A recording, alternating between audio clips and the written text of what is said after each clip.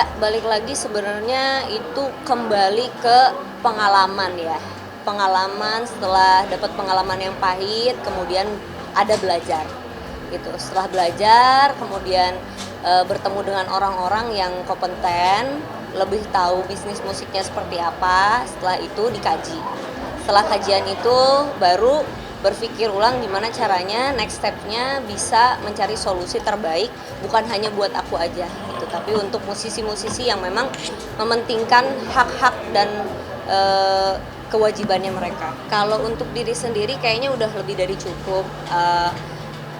Cita tahu bahwa kesalahannya itu bukan hanya dari labelnya tapi juga dari Cita sendiri yang saat itu tahun 2014 Cita belum mengerti bisnis musik industri itu kayak apa.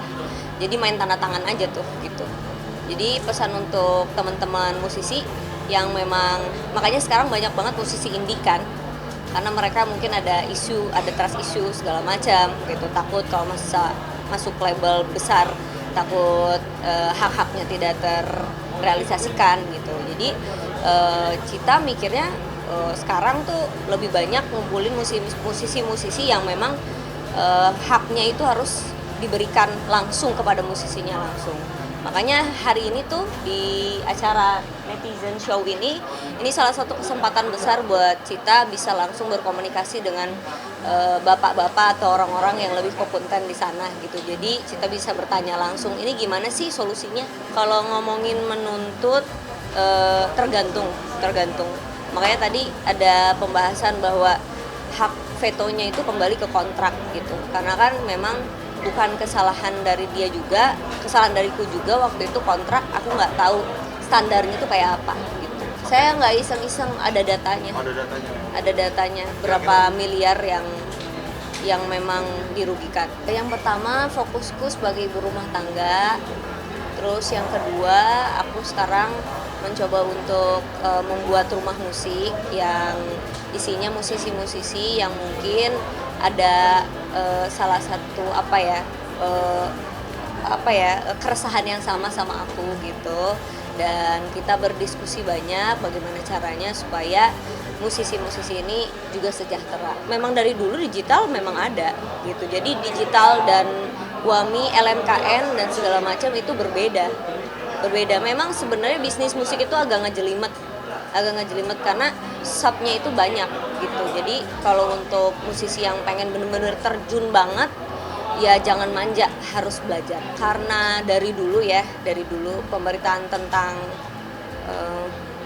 suami saya itu berita-berita yang bohong.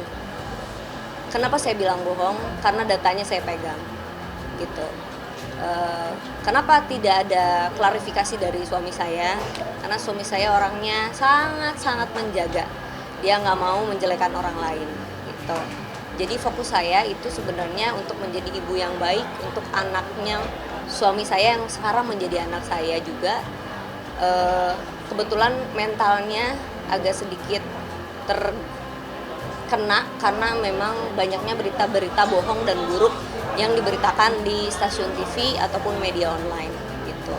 Jadi saya sebagai ibu yang sekarang menjadi ibu sambungnya, saya harus punya tanggung jawab besar untuk menjaga anak gitu. Dan saya tahu persis itu berita bohong, itu berita palsu, dan karena suami saya tidak memberikan hak jawabnya, lalu kemudian itu menjadi gunung es yang semakin besar gitu. Tapi ada side effect ke anaknya, yaitu anak saya juga sekarang gitu. Jadi saya perlu banyak waktu untuk mengembalikan mentalnya kembali gitu. Jadi untuk teman-teman media pun atau siapapun itu, coba untuk mulai belajar mencerna berita.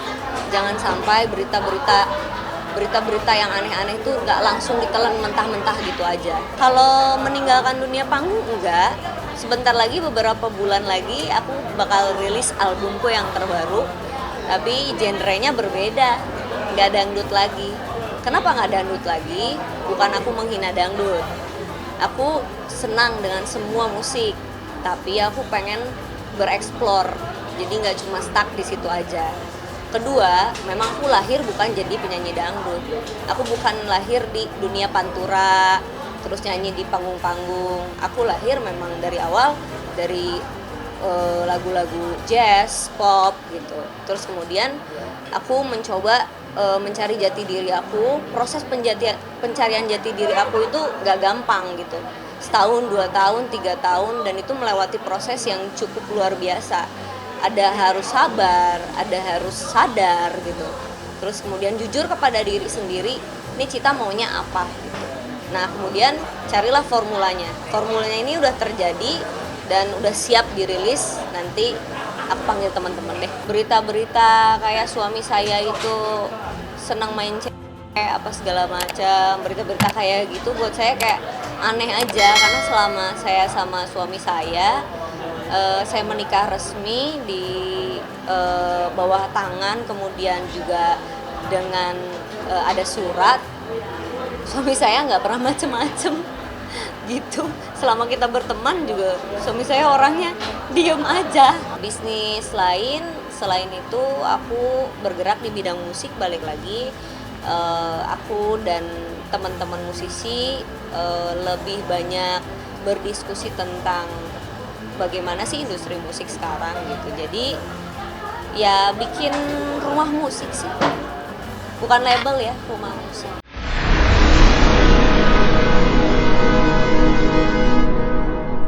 Jadi jangan lupa untuk subscribe Cumi Cumi. Ditekan ya tombol lonceng merahnya.